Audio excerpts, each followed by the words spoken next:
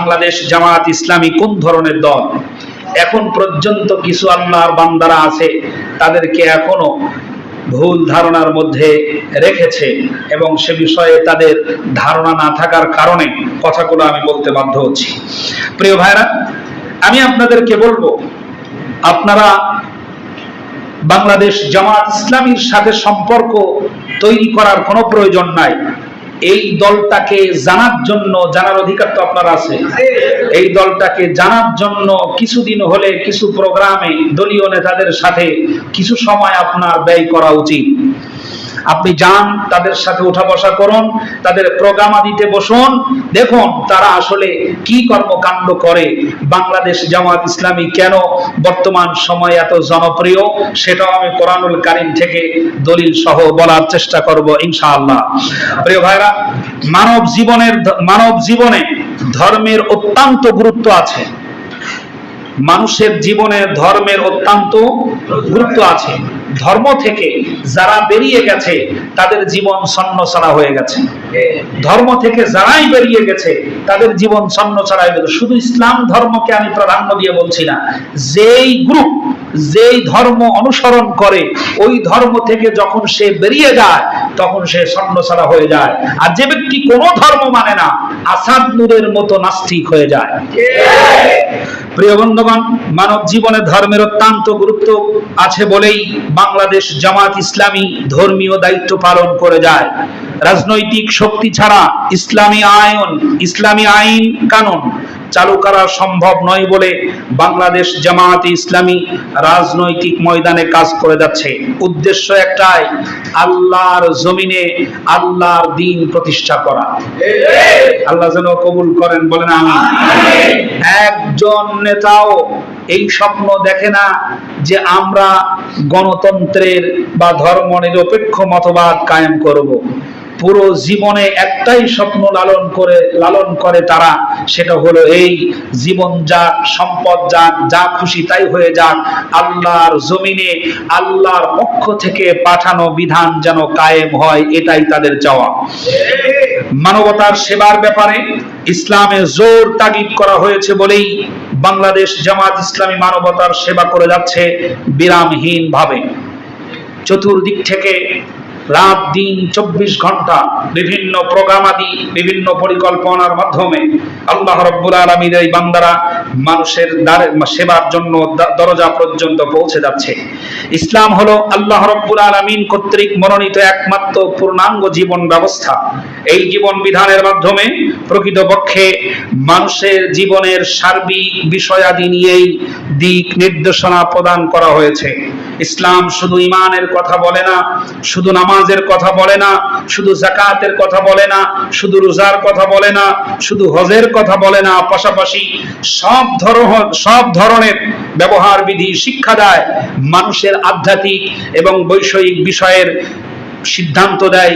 ইসলাম জনকল্যাণের কথা বলে, ইসলাম মানুষের অধিকারের কথা বলে, ইসলাম শ্রমিকের অধিকারের কথা বলে, ইসলাম প্রশাসনের কথা বলে, ইসলাম রাজনীতির কথা বলে, সর্বোপরি ইসলাম দেশ পরিচালনার কথা বলে বলেই বাংলাদেশ জামাত ইসলামী আল্লাহর কোরআনটাকে পার্লামেন্ট পর্যন্ত নিয়ে যেতে চায়। একজন মুসলিম হিসাবে সকল কাজকর্মগুলো ইসলামিক কায়দায় হবে, এটাই ইসলামের দাবি, আল্লাহর দাবি। কোরআনুল কারীমে আল্লাহ রাব্বুল আলামিন বলেন, وَمَن يَبْتَغِي غَيْرَ الْإِسْلَامِ دِينًا فَلَن يُقْبَلَ مِنْهُ وَهُوَ فِي الْآخِرَةِ مِنَ الْخَاسِرِينَ।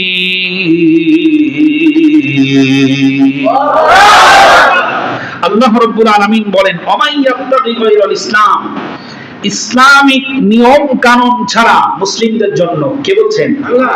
ইসলামিক নিয়ম কানুন ছাড়া এমন কোন কর্ম নাই, ইসলামিক নিয়ম কানুনের বাইরে একটা কর্ম আল্লাহ রাব্বুল আলামিন গ্রহণ করবেন না।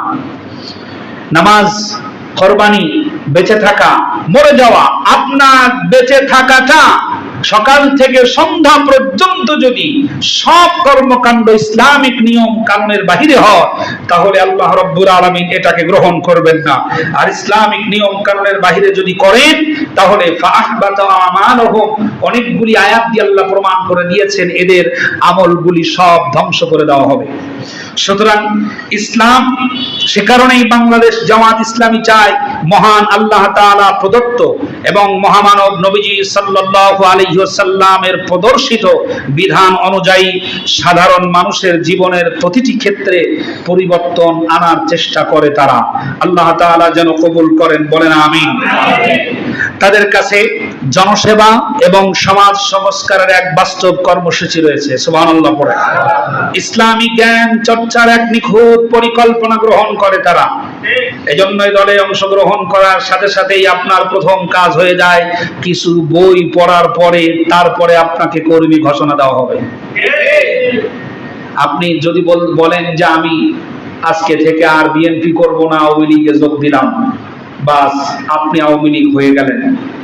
আওয়ামী লীগ থেকে বের হয়ে যদি বলেন আমি আজকে বিএনপিতে যোগ দিলাম, বাস আপনি কি হয়ে গেলেন? বিএনপি হয়ে গেলেন। আপনি যদি জাসদে যোগ দেন, তাহলে আপনি জাসদ হয়ে গেলেন। আপনি যদি সর্বহারায় যোগ দেন, আপনি সর্বহারা হয়ে গেলেন। আপনি জাতীয় পার্টিতে যদি যোগ দেন, তাহলে আপনি জাতীয় পার্টি হয়ে গেলেন। আমি আপনাদেরকে চূড়ান্ত ভাবে বলছি, আপনারা সবাই মিলে যদি বলেন আমরা আজ থেকে জামাত ইসলাম শুরু করলাম, তাহলে বাংলাদেশ জামাত ইসলামী আপনাকে কর্মী ঘোষণা দেবে না যতক্ষণ পর্যন্ত সদস্য ফরম 15-এর মাধ্যমে কিছু কোরআন হাদিসের বই পড়ে না আসবেন, ততক্ষণ পর্যন্ত আপনাকে কর্মী ঘোষণা দেওয়া হবে না। এ সংগঠন করা এত সহজ নয়। এজন্য এদের রয়েছে ইসলামী জ্ঞান চর্চার এক নিখুঁত পরিকল্পনা, উন্নত চরিত্র গঠনের এক মজবুত সংগঠন এবং জনকল্যাণমুখী আদর্শ রাষ্ট্র গঠনের নিয়মতান্ত্রিক আন্দোলন করে তারা। এ কারণেই বাংলাদেশ জামাত ইসলামী পূর্ণাঙ্গ একটি ইসলামী আন্দোলন এবং ধর্মীয় রাজনৈতিক দল। লক্ষ্য করবেন, একটি কথা পেশ লাগাবেন না, এরা কিন্তু ধর্মের নামে রাজনীতি করে না। এখনো যদি কেউ এ কথা বুঝে না থাকেন, আমি আপনাকে আবার বলছি, এরা ধর্মের নামে রাজনীতি করে না। ধর্মের নামে তো রাজনীতি তারাই করে যারা নির্বাচনের আগে মাথায় টুপি পরে। হাজী সাহেব জীবনে কোনোদিন হজের কোনো কথা বলে নাই, নির্বাচনের আগে নামের আগে আলহাজ লাগাই দেয়।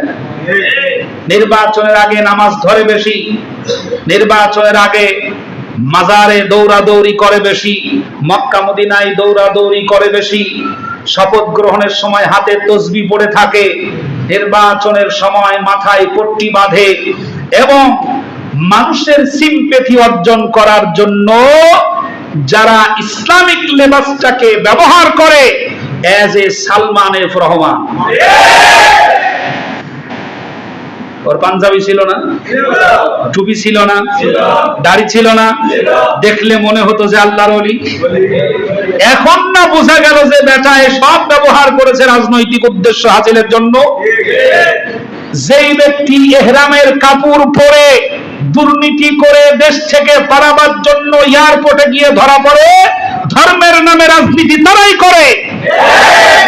আর এরা ধর্মের নামে করে না, বরং এরা পূর্ণাঙ্গ ধর্মীয় রাজনীতি করে, যেখানে কোনো দুর্নীতি নাই, যেখানে কোনো উল্টাপাল্টা কোনো কাজ করার কোনো সুযোগ নাই। দুনিয়ার শান্তি এবং আখিরাতের মুক্তি পেতে হলে জীবনের সর্বক্ষেত্রে আল্লাহ তাআলাকে একমাত্র ইলাহ তথা হুকুমকর্তা, আইনদাতা, বিধানদাতা হিসাবে মেনে নিতে হবে। আইন দেওয়ার মালিক কে? আল্লাহ। এ কথা বিশ্বাস করি আমরা, বিশ্বাস করি। আইন বিধান দিবেন কেবলমাত্র আল্লাহ রাব্বুল আলামিন এবং রাসূল সাল্লাল্লাহু আলাইহি ওয়াসাল্লামকে একমাত্র অনুসরণীয়, অনুকরণীয় সর্বোত্তম নেতা হিসাবে মেনে নিতে হবে। বলেন, পৃথিবীর সর্বোত্তম নেতাকে? মুহাম্মদ। বলেন, মুহাম্মদ সাল্লাল্লাহু আলাইহি ওয়াসাল্লাম। তিনি হচ্ছেন পৃথিবীর সর্বশ্রেষ্ঠ নেতা। সুবহানাল্লাহ।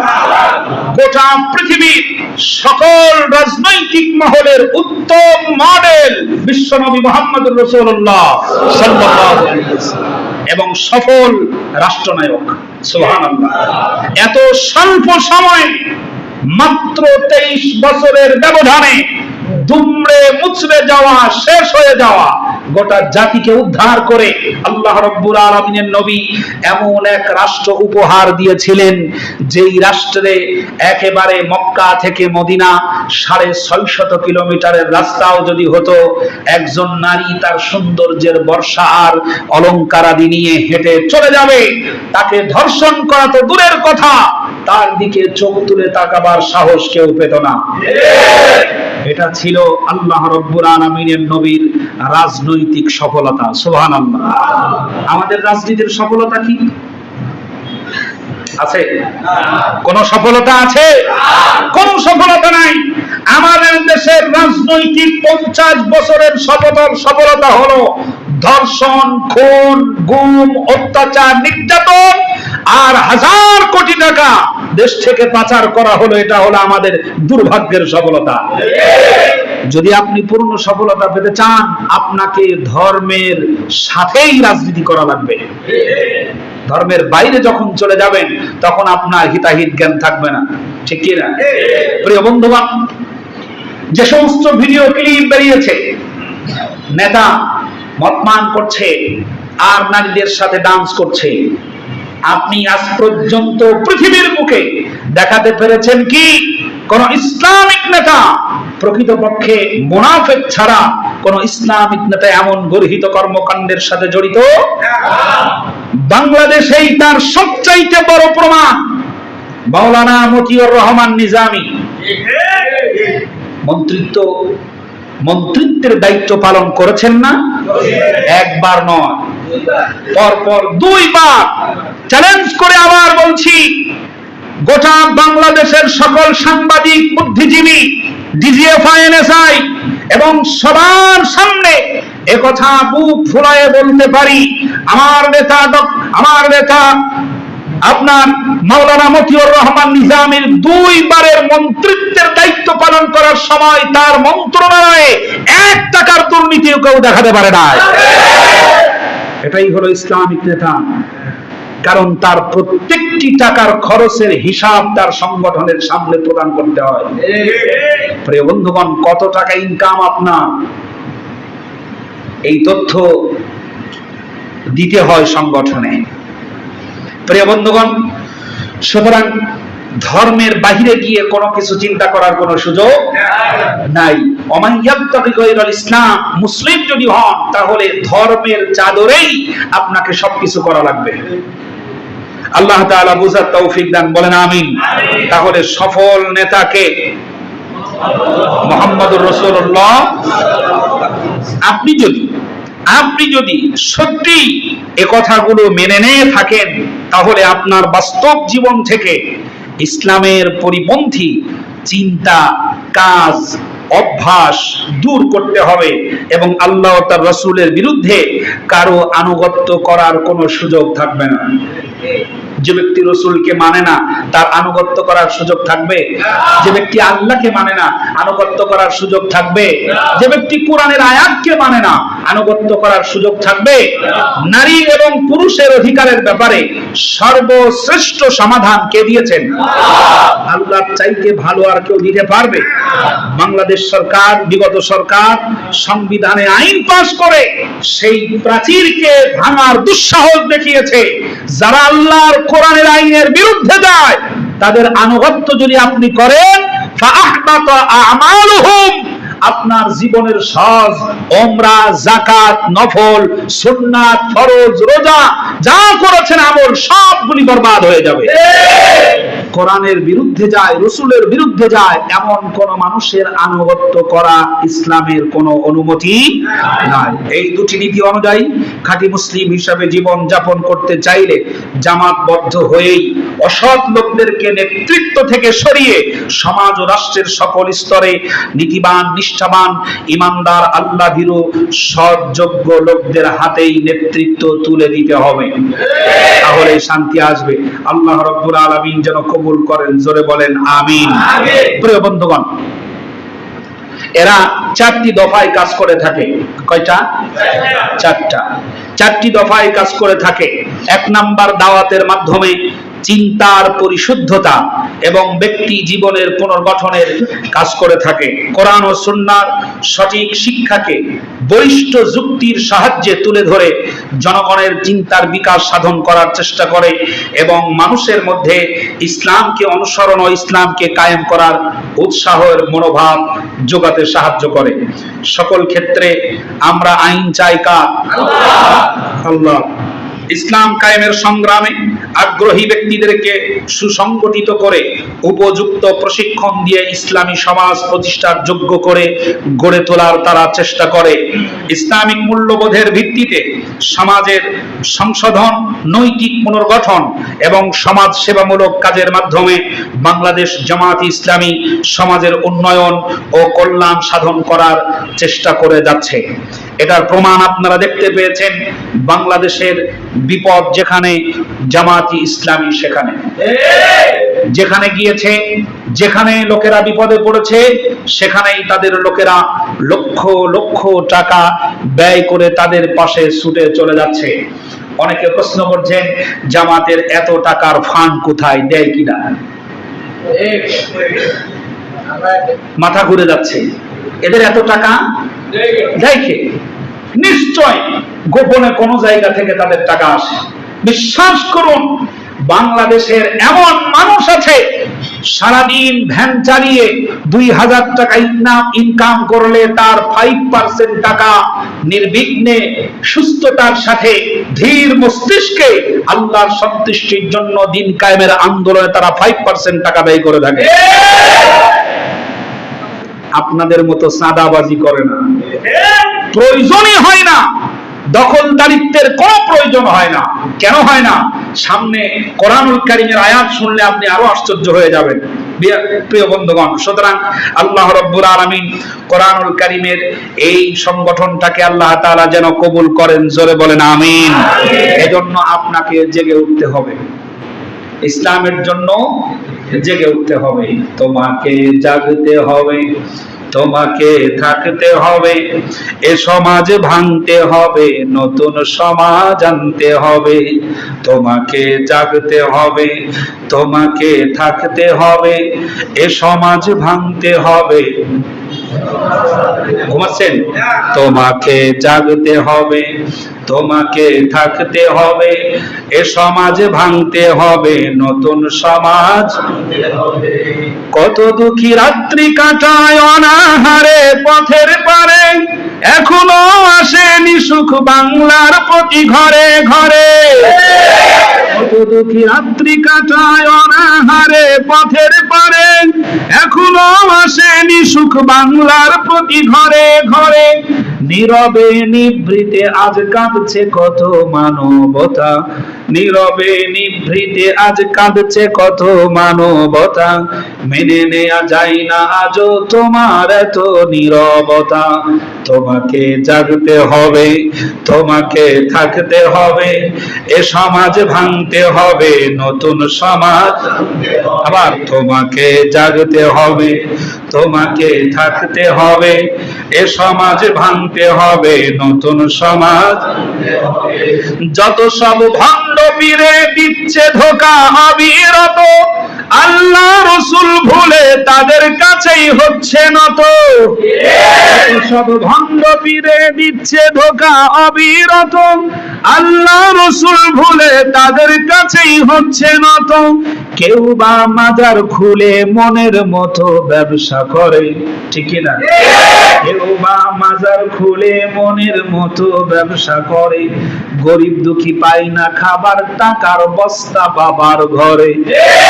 তোমাকে জাগতে হবে, তোমাকে থাকতে হবে, এ সমাজ ভাঙতে হবে, নতুন সমাজ। রাজি আছেন তো ইনশাআল্লাহ? উঁচু করে বলি আল্লাহ। আল্লাহ তাআলা যেন কবুল করেন, বলেন আমিন।